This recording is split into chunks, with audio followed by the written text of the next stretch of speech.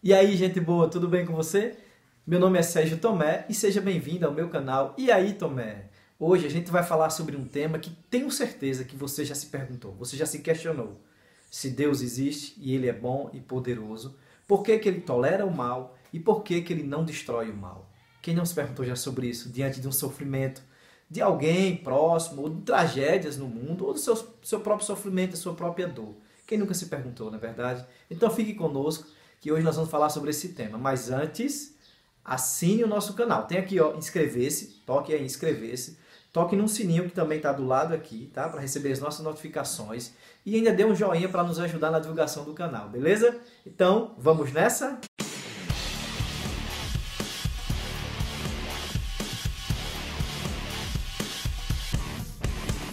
O que queríamos primeiramente esclarecer é que Deus não é o responsável por criar o mal.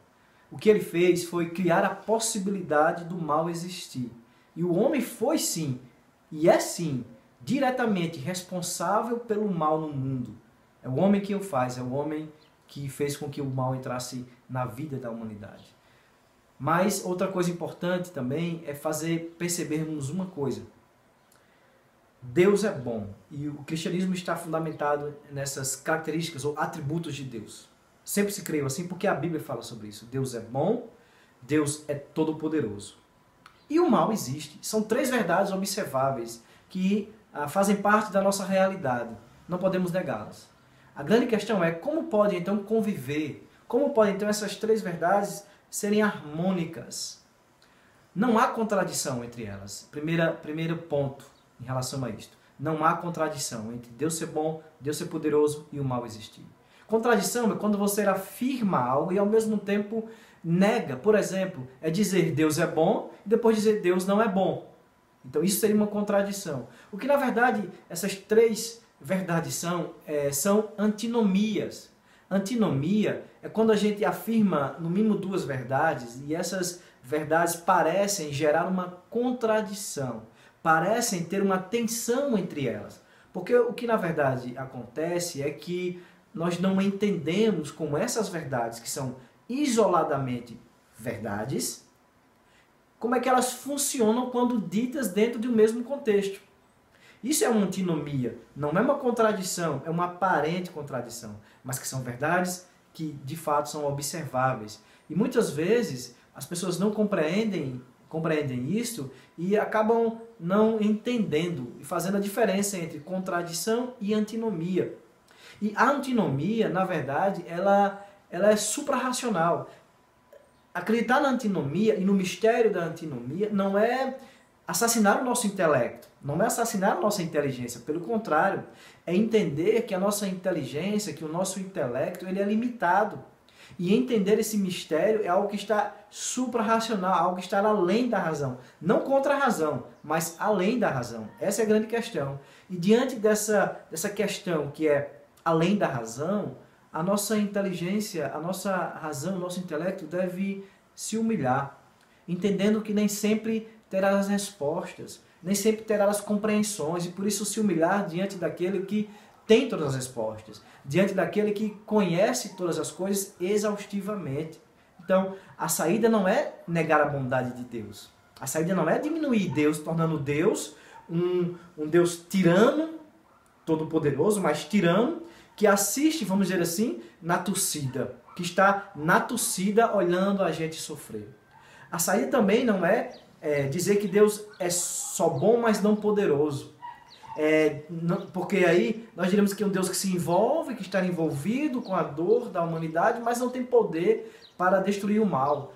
Assim também nós estaríamos diminuindo o ser de Deus. A saída não é fazer isso, mas a saída é de fato perceber que isso é uma antinomia, que isso é um mistério.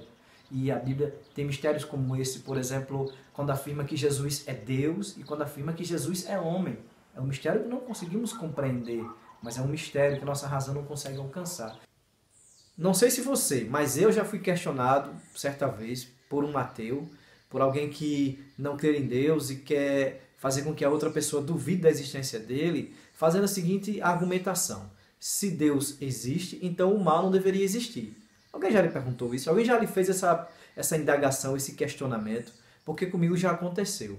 E o meu conselho para você é que, primeira coisa, se alguém vem com essa pergunta, é porque geralmente ele não está aberto para receber a sua resposta. Ele vem lhe questionar, ele quer, na verdade, querer fazer você duvidar de Deus. Mas o que você pode fazer? Quando alguém lhe perguntar sobre isso, você pode devolver a pergunta para ele da seguinte forma. Primeiro, de onde você tirou essa ideia de que para Deus existir, o mal não deve existir? É uma pergunta interessante. Qual é o valor, qual é o referencial que ele usa para dizer, por exemplo, que o mundo não deveria ser assim, que o mundo deveria ser melhor? E qual é a referência de bem para ele? E aí é a pergunta que você pode fazer para ele, que é o problema do bem. Se ele trouxe o problema do mal, você devolve para ele o problema do bem. Que referência de valor moral ele usa para dizer que o mal é mal e de que o bem é bem? Então, com certeza, essa pessoa ela vai perceber que o valor que ela está usando de moralidade e de bem, conceito de bem e mal, é um valor cristão. Então, é desonesto ele usar o valor cristão para tentar desconstruir a verdade de que Deus existe. E aí você ainda pode fazer uma outra pergunta para ele. Você sabe o que é antinomia?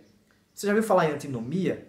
Provavelmente ele vai ser pego de calças curtas e vai ficar aí confuso. E você diz então, vou fazer o seguinte, quando você resolver o problema do bem e quando você souber o que é antinomia, a gente conversa sobre isso. Porque normalmente essas pessoas, elas não estão muito interessadas nas nossas respostas, querem muito mais causar dúvida em nós. Mas aí você coloca a dúvida na cabeça dele e aí faz o caminho inverso. Em vez de você ficar com dúvida, já que você tem essas certezas, você coloca a dúvida para ele. Por que existe o mal e o sofrimento no mundo? Nem sempre teremos respostas objetivas para cada sofrimento. O fato é que não ter resposta não quer dizer que Deus não tenha propósito, porque Deus tem propósito, mesmo que nós não saibamos. Jó não sabia por que sofria. Deus não dá resposta para Jó, pelo contrário, traz mais perguntas para Jó. E Jó vai ter que conviver com a falta de respostas. Mas o cristianismo nos dá recursos para enfrentar o sofrimento com esperança, para enfrentar o sofrimento com confiança e com coragem. A Bíblia nos dá o recurso da lamentação. Os salmistas nos ensinam muito bem isso. A lamentação é uma oração feita por alguém que é piedoso, por alguém que não perdeu a fé em Deus, por alguém que continua crendo na soberania de Deus, na bondade de Deus, no poder de Deus, mas que não consegue esconder os seus dilemas, não consegue esconder as suas angústias. Diferente da murmuração, que é uma oração feita por alguém que já não tem mais fé em Deus, por alguém que está com raiva, com ódio de Deus, por alguém mais que não confia em Deus. Em meio aos sofrimentos, que possamos nos lembrar que Cristo conhece dor, que Cristo conhece o que é sofrer, o próprio Deus encarnado, visível aos homens, que sofreu, que padeceu, que sabe o que é ser traído, que sabe sobretudo o que é ser torturado e sobretudo receber a ira de Deus. Jesus recebeu a justa ira de Deus por nós. Não foi à toa que ele gritou: Deus meu, por que me desamparaste? O próprio Cristo, sofrendo angústias profundas, angústias e dores que nós jamais suportaríamos, sofreu em nosso lugar, mas ele também venceu o mal, ele venceu. E um dia nós poderemos desfrutar desta verdade plenamente, das consequências desta guerra vencida plenamente, quando habitaremos para sempre com o nosso Salvador. E aí sim, não haverá mais dor. E aí sim, não haverá mais sofrimento. Mas por enquanto, passaremos por ele. Mas que passemos confiantes em Deus. Confiantes de que todas as coisas cooperam para o bem daqueles que amam a Deus. Daqueles que foram chamados segundo o seu propósito. Que Deus te abençoe. Antes de ir embora, não se esqueça de se inscrever, de clicar no sininho aqui, ó, e de também dar um like para nos ajudar, tá certo? E vou deixar também aqui na descrição do vídeo o meu link para o Instagram. Siga-me no Instagram, porque lá a gente está sempre colocando novidades e nos stories a gente tem sempre partilhado das nossas leituras semanais, sempre fazendo um resumo ali do capítulo que a gente está lendo, para que você possa também ser estimulado a buscar o conhecimento. Então Deus abençoe e até a próxima.